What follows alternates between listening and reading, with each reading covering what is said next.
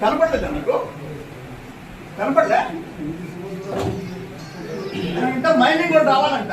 Mining lease ఉంటే mining లేనప్పుడు నువ్వు ఏం మాట్లాడుతున్నావా? మైనింగ్ లీజ్ లేనప్పుడు ఎవరు చెప్పకు. Without mining lease revenue land లో ఎత్తితే don't have responsibility to take action against them.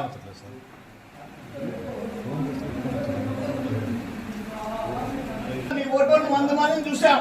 ఈ పోలీసుని నిన్ను పంజాబ్ ప్రజల కోసం కానీ వాళ్ళ